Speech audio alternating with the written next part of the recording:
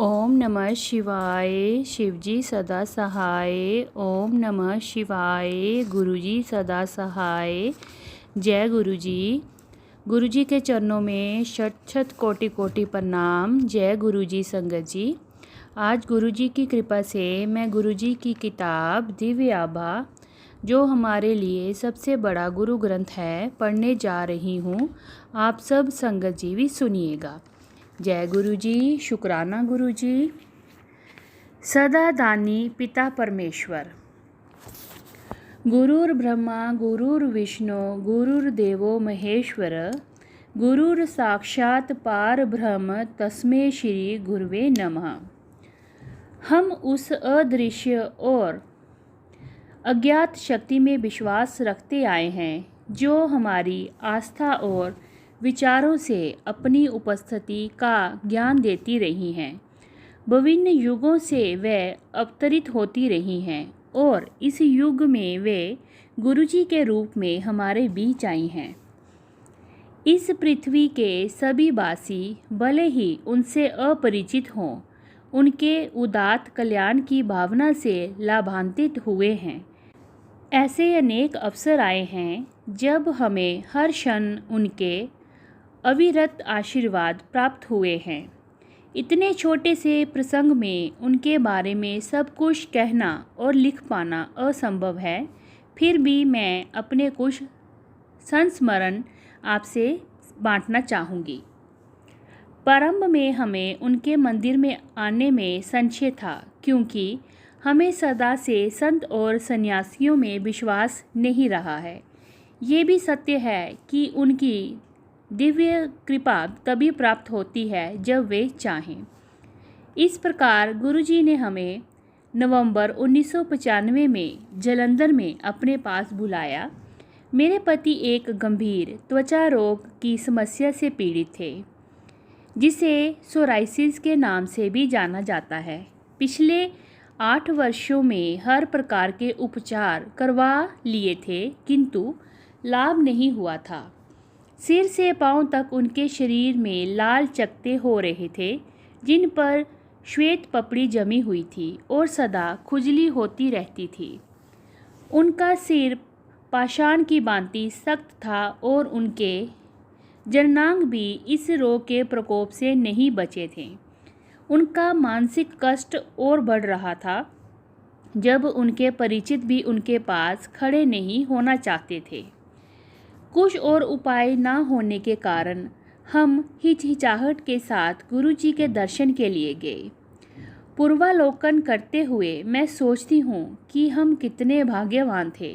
प्रारंभिक दिनों में गुरुजी के हाथों से दिव्य प्रसाद की उत्पत्ति का दृश्य हमने 1-2 बार नहीं, अपितु 6 या 7 बार देखे हैं। हमारी संदिग्ध मानसिकता की समाप्ति 1 जनवरी 1996 को हुई, जब गुरुजी ने मेरे पति को ताम्र लोटा लाने को कहा। उसे उन्होंने अभिमंत्रित किया और मेरे पति को उसमें से प्रतिदिन आधा जल पीकर शेष से स्नान करने को कहा। चमत्कारिक रूप से वे कुछ ही दिनों में पुनः स्वस्थ हो गए। अंतःस्राव समस्या की मुक्ति। उन्हीं दिनों मेरा हाइपोथायरॉइड का उपचार चल रहा था। मैं प्रतिदिन एल्ट्रोक्सिन की 2 गोलियां लेती थी, जो बहुत अधिक मानी जाती हैं। एक दिन मैं गुरुजी के चरणों में बैठी हुई थी कि उन्होंने कहा, नीरू आंटी, तेरा हार्मोनल प्रॉब्लम ठीक कर देता है। मैं स्तंभ रह गई, क्योंकि मैंने कभी भी इनको इसके बारे में नहीं बताया था। मुझे पहली बार अनुभव हुआ कि उनको कुछ भी बताने की आवश्यकता नहीं है, वे सब कुछ जानते हैं। उसके बाद जब सब परिणाम सही निकले तो मैंने औषधियाँ बंद कर दी। फिर पंचकूला में रहते हुए मुझे कुछ स्त्री रोग संबंधित समस्याएं हो गईं। औषधियों से उनका निवारण नहीं हो पा रहा था। मुझे रात को 10 से 12 बार लघु शंका निवारण के लिए उठना पड़ता था। कुछ अन्य समस्याएं भी थीं। इनके कारण मैं ठीक से सो नहीं पाती थी और फिर दिन भर व्याकुल रहती थी। गुरुजी उस समय दिल्ली में थे। संयोग से मेरे पति को दिल्ली कार्यालय संबंधित एक भेंट के लिए जाना पड़ा। मैंने उनके साथ जाने की योजना बनाई जिससे हम शाम को गुरुजी के दर्शन कर सके। हमने अपनी छोटी बेटी को ये सोचकर घर पर छोड़ दिया था कि अगले दिन सुबह तो हम लौट ही आएंगे, परंतु उस शाम गुरुजी ने दर्शन के पश्चात जब हम उनसे चलने की आज्ञा ले रहे थे, हमें 4 दिन और रहने के लिए कहा। आनंदित होकर हमने तुरंत हामी भर दी। हम वहाँ 4 दिन रहे और चाय और लंगर प्रसाद का आनंद उठाया। चौथे दिन उन्होंने हमें जाने की अनुमति दी। घर आकर मैं चैन से सो पाई। मुझे आभास हुआ कि उन्होंने मुझे मेरे रोग से मुक्त कर दिया था। 1 सप्ताह के पश्चात हम पुनः उनके दर्शन के लिए जा सके। मिलने पर पहली बात उन्होंने कही, नीरू आंटी, सुसु ठीक होया? सब हंस पड़े। जब मैंने उनके चरण स्पर्श किए तो उन्होंने बताया कि उन्होंने मेरे उदर में आयुर्बुद का उपचार कर दिया था। मैंने तो उनको कुछ भी नहीं बताया था। बेटी का त्वचा रोग। जून मास में एक दिन सिंगला अंकल ने मुझे गुरुजी का संदेश दिया कि वे बुला रहे हैं। मैंने सोचा कि संभवतः वे सत्संग करने के लिए बुला रहे होंगे, किंतु गुरुजी ने अपने लिए मुझे एक आयुर्वेदिक औषधि की दुकान से एक विशेष दवाई लाने के लिए कहा जो केवल निर्यात करी जाती थी। गुरुजी की दया से हमें वह औषधि भी मिल गई जो सामान्यतः बिना चिकित्सक के परामर्श के नहीं मिल सकती थी। गुरुजी ने एक गोली दूध के साथ शाम को ली। 15 से 20 दिनों के पश्चात उन्होंने उसे वापस करने के लिए कहा क्योंकि वह अति तीक्ष्ण थी। हमने प्रयास किया किंतु निर्यात की समस्या के कारण उसे लौटा नहीं सके। वह महंगी थी और गुरुजी ने उसकी काफ़ी मात्रा मंगाई थी। अगस्त के अंत में मेरी बेटी तान्या, जो उस समय 8वीं कक्षा में थी, के मुख पर चकत्ते हो गए। चिकित्सकों के अनुसार वे सोराइसिस था। हम स्तंभ रह गए। 1 मास तक उसी उलझन में रहे कि गुरुजी को बताया जाए या नहीं। हमने उन्हें अक्टूबर में बताया और उन्होंने पुनः ताम्र लोटा लाने के लिए कहा, जिसे उन्होंने अभिमंत्रित कर उसका जल पीने और स्नान करने के लिए कहा। गुरुजी ने उसके पिता के इसी रोग की तीव्रता से उपचार किया था। इस बार भी वैसी ही आशा थी, किंतु ऐसा नहीं हुआ। आशा के विपरीत 1 मास में ही उसका रोग पूरे शरीर में फैल गया। शारीरिक रूप से ग्रस्त होते हुए वह मानसिक रूप से सशक्त थी। उनकी ऐसी दया से वह सदा उत्साहित और आशावादी रही। इस अवधि में गुरुजी कहीं चले गए थे और उनसे संपर्क करना संभव नहीं था। पड़ोसियों से लेकर तान्या की मुख्य अध्यापिका तक सबने उसकी भलाई के लिए शीघ्र कुछ करने के लिए कहा, परंतु हमारे कुछ कहने से पूर्व ही वह कहती थी कि उसके गुरुजी ही उचित समय आने पर उसका उपचार कर देंगे। इस अवधि में उस बच्ची ने इतने सहा कि हमने उसकी वेदना देखी नहीं जाती थी। उसके सिर पर भी कड़े चकत्ते हो गए थे और वह अपने बाल तक नहीं कर पाती थी। ऐसी विपदा के कारण उनकी दया का प्रभाव अधिक देख सकते थे। उन्होंने एक छोटे से बच्चे को भी इतना साहस और सामर्थ्य प्रदान किया था। गुरुजी जनवरी में लौट आए और सबसे पहले उन्होंने उसे वह आयुर्वेदिक औषधि देने को कहा। तब हमें आभास हुआ कि वह औषधि उसके लिए मंगाई गई थी। औषधि 40 दिन तक देना अनिवार्य था। तान्या के दवाई लेने का 40वां दिन शिवरात्रि था और उस दिन उन्होंने औषधि बंद करने को कहा। दिव्य गणना। अगले दिन से उसके स्वास्थ्य में परिवर्तित होना आरंभ हो गया और ग्रीष्म अवकाश में जब वे अपने ननिहाल गई तो पूरी तरह से रोग मुक्त हो चुकी थी। कभी कभी उसके मुंह पर एकाध निशान आ जाते हैं। मुझे विश्वास है कि गुरुजी उसके पिछले जन्मों के कर्म नष्ट कर रहे हैं। उन्होंने मुझे बताया था कि उनके हस्तक्षेप के बिना वह जीवन पर्यंत ऐसे ही रहती। एक जीवन रक्षा के लिए 90 की जीवन रक्षा। अगस्त 2002 में एक शनिवार को मेरे पति ने फ़ोन पर बताया कि वे घर आ रहे हैं। उन दिनों वे बेलगांव में कार्यरत थे।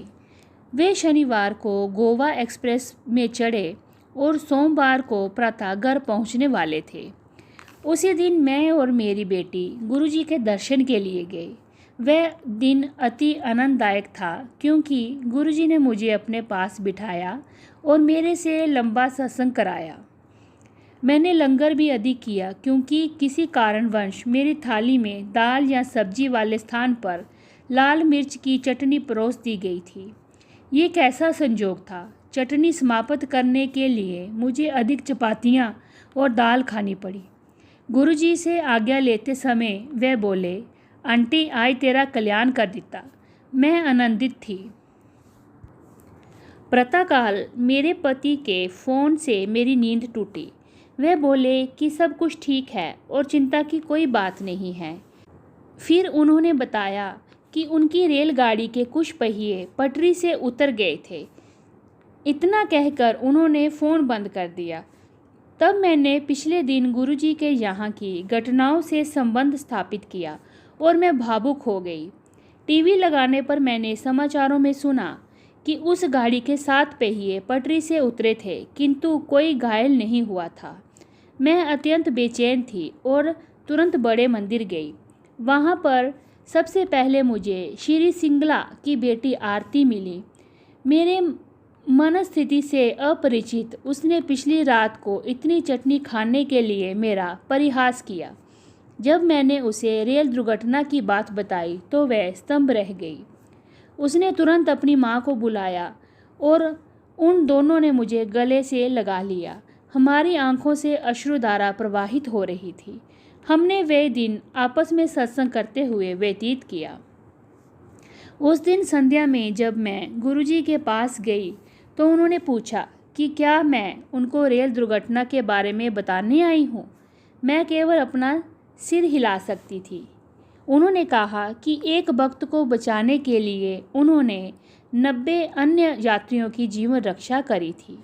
इस तथ्य की पुष्टि श्रीमती सब्बरवाल ने भी करी।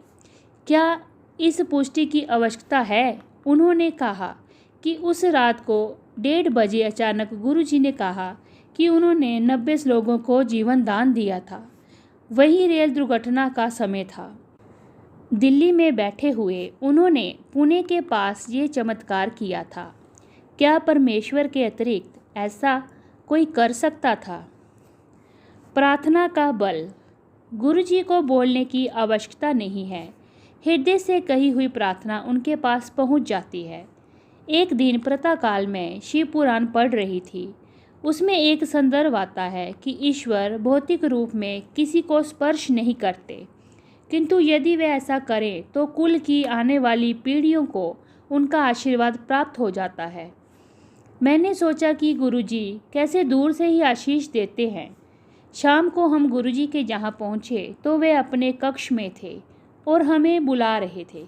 हम उनके सामने भूमि पर ही बैठ गए और वे हमसे बात करने लगे। अचानक उन्होंने अपनी बाह मेरी ओर करी और मुझे अपना कंधा दबाने को कहा। फिर उन्होंने मेरा हाथ अपने हाथ में लेकर शुद्ध हिंदी में जो मैंने पढ़ा था वह बोल दिया। एक अन्य अवसर पर हमें अंबाला से हरिद्वार जाना था। एक द्रुत गति वाली ट्रेन अंबाला से 10:30 बजे चलकर 2-3 घंटों में वहां पहुंचा देती थी। जब हम स्टेशन पहुंचे तो 10:35 हो गए थे। मेरे पति बस से जाने को तत्पर थे। मैं नहीं मानी और उनको कहा कि उत्तर प्रदेश की सड़कों की दुर्दशा देखते हुए 5 से 6 घंटे लग जाएंगे।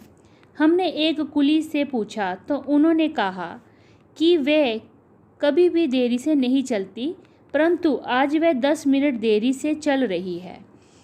उसने ये भी बताया कि उसके जाने का सिग्नल हो चुका है और वह जाने वाली है। अनजाने में मैंने गुरुजी से विनती करी कि हम ट्रेन पकड़ पाएं। मेरे पति ने मुझे शीघ्रता से पुल के ऊपर से जाकर ट्रेन में बैठने को कहा। वे प्लेटफार्म टिकट लेने वाले थे क्योंकि दूसरी पंक्ति बहुत लंबी थी। इस बीच में मैं भागकर सीढ़ियों से उस स्थान पर उतरी जहां इंजन था और उसी समय ट्रेन चलने लगी। मूर्खों की भांति मैंने अपना हाथ इंजन चालक की ओर करके हिलाना शुरू कर दिया, जैसे बस को रोकने का संकेत देते हैं। अगले 8-10 मिनट तक जब वह मेरे पति नहीं आए और हम ट्रेन में नहीं चढ़े, वह रुकी रही। घर पर बिना मूल्य के पिज्ज़ा। 14 अगस्त को स्वाधीनता दिवस के अवसर पर डोमिनो कंपनी ने एक पिज्ज़ा के साथ एक पिज़्ज़ा मुफ्त देने की घोषणा करी थी। ये सुनकर मेरी छोटी बेटी पिज़्ज़ा खाने के अति उत्सुक थी, किंतु मैंने उसे बताया कि इस महीने वे पहले से अधिक हो गए हैं, तो कोई पिज़्ज़ा नहीं मिलेगा। उपहास करते हुए उसने कहा, गुरुजी, ये अच्छा नहीं है, आपको पता है कि मुझे पिज़्ज़ा पसंद है। शाम को संगत में कुछ मित्र घर पर रात्रि भोज के लिए आ रहे थे। मैंने भोजन बना लिया था, किंतु जब वे आए तो उन्होंने कहा कि बच्चों को पिज़्ज़ा पसंद है, इसीलिए उन्होंने पहले ही 2 बड़े पिज़्ज़ा यहाँ पर आने का प्रबंध कर दिया था। उनको मुफ्त पिज़्ज़ा वाली योजना का पता नहीं था। जब पिज़्ज़ा आए तो मुफ्त पिज़्ज़ा नहीं आए थे। पिज़्ज़ा लाने वाला वह पिज़्ज़ा छोड़कर शेष 2 पिज़्ज़े लाने के लिए गया। इस अवधि में जब हमने पिज़्ज़ा खोला तो उसमें से एक मांसाहारी था। आदेश में शाकाहारी पिज़्ज़ा भेजने के लिए कहा गया था। हमने डोमिनो में फ़ोन किया तो उन्होंने क्षमा याचना करी और कहा कि वह गलती सुधार देंगे। इस बीच में पिज़्ज़ा पहुंचाने वाला घर आ गया। उनमें भी एक ही शाकाहारी था। अब तक हमारे यहाँ आए हुए मित्र को क्रोध आ गया और उन्होंने सीधे प्रबंधक से फ़ोन पर बात करी। कुछ देर में वह प्रबंधक हमारे घर अपने सहकर्मियों के साथ आए और बहुत लज्जित हुए। उन्होंने कहा कि हम जब चाहें 4 पिज़्ज़ा मुफ्त ले सकते हैं, क्योंकि बड़े पिज़्ज़ा एक साथ खाना कठिन है। हमने प्रातः नाश्ते में भी पिज़्ज़ा खाए। अगले कुछ माह तक हम मुफ्त पिज़्ज़ा खाते रहे। मेरे पति को स्थिर नौकरी। मेरे पति औषधि उद्योग में मार्केटिंग में थे। उनके पास सदा से घूमने का काम रहता था, जिसमें ना कोई कार्यालय है ना ही कोई समय सीमा। 3 वर्ष पूर्व जब वह कर्नाटक में थे तो हमें उनकी कमी का आभास सदा रहता था। एक दिन बड़े मंदिर के हाल में मैं आंखें बंद कर बैठी हुई थी। मैं सोच रही थी कि कितना अच्छा हो यदि इन्हें किसी कार्यालय में स्थिर कार्य मिल जाए और मैं प्रतिदिन इनके लिए भोजन डिब्बे में दे सकूं। अचानक संगत की एक महिला मेरे पास आई और कहा कि मेरी कामना पूर्ण हो जाएगी। आश्चर्यचकित होकर मैंने अपनी आंखें खोली और उनको भी उसी विस्मय की अवस्था में पाया। कुछ ही दिनों में मेरे पति को अपनी नौकरी से त्यागपत्र देना पड़ा, किंतु गुरुजी की दया से उन्हें यहीं पर 9 से 5 वाली एक स्थायी नौकरी मिल गई। अब जब भी वह शहर में होते हैं, उन्हें कोई बाहर का काम नहीं होता है। प्रतिदिन मुझे उनका दोपहर का भोजन डिब्बे में देना पड़ता है। अब कभी कभी मुझे ये आनंदित नहीं करता है। उनके कार्यालय में कोई औपचारिकता नहीं है। वे बहुत आराम से यदाकदा चप्पलों में भी चले जाते हैं और मुझे सदा सैंडल पहनने पड़ते हैं। ऐसे ही 14 अप्रैल को बैसाखी के अवसर पर मेरी सैंडल का तलवा बाहर आ गया। मैं कुछ नहीं कर सकती थी। मैंने सोचा कि बाहर जाते हुए उन्हें हाथ में लेकर नंगे पैर चली जाऊंगी। जब मैं बाहर आई, मुझे अपनी टूटी हुई सैंडल कहीं दिखाई नहीं दी। उन्हें खोजते हुए मुझे एक अन्य वैसी ही सैंडल दिखाई दी। उठाकर जब उनके चिन्ह देखे तो वह मेरे ही सैंडल के थे, किंतु अचंभे की बात है कि वह नए हो गए थे। बेटी का कानून स्कूल में प्रवेश। यद्यपि मेरी बड़ी बेटी मेघा 12वीं कक्षा विज्ञान विषयों से कर रही थी।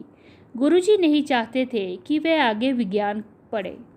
एक संगत ने उन्होंने उसे कानून की विद्या अर्जित करने का संकेत दिया था। उसने उनके निर्देशानुसार प्रवेश पत्र भरा और प्रवेश परीक्षा में गई। उसके आश्चर्य को ठिकाना नहीं रहा जब उसे पता चला कि अन्य परीक्षार्थी तो उसके लिए विशेष प्रशिक्षण प्राप्त करके आए हुए थे। वह गुरुजी को याद करके परीक्षा में बैठ गई। हजारों में से केवल 900 अगले चरण के लिए चुने गए, जिसमें वाद विवाद और साक्षात्कार होना था। अंतिम चरण में विश्वविद्यालय में केवल 250 चुने गए थे। गुरु कृपा से उसका नाम प्रवेश सूची में था। शाम को जब हमने उसके प्रवेश का समाचार उन्हें दिया तो वह अत्यंत प्रसन्न होकर बोले कि ये तो पहले अवस्था है, आगे आगे देखो क्या होता है। कहने की आवश्यकता नहीं है कि उनकी अनन्य दया से वह बहुत अच्छा कर रही है। गुरुजी की वास्तविकता से अनभिज्ञ रहते हुए भी उनके पुण्य प्रभावों के गुणगान करते जा सकते हैं। चूँकि वह मानव रूप में हैं, हम उनको अलौकिक प्रतिभाओं से परिपूर्ण महापुरुष के रूप में देखते हैं, पर वे इस पृथ्वी के समस्त वासियों से भिन्न हैं। वह तो शिव समान अनूठे हैं। शिव गुरुजी हैं और गुरुजी शिव हैं, वे तो परम हैं। इसका ये तात्पर्य नहीं है कि उनके पास आकर सब शांतिपूर्वक और सहजता से हो जाएगा। वह कर्मों के अनुसार प्रत्येक अनुयायी को जीवन के उतार चढ़ाव भी दिखाते हैं।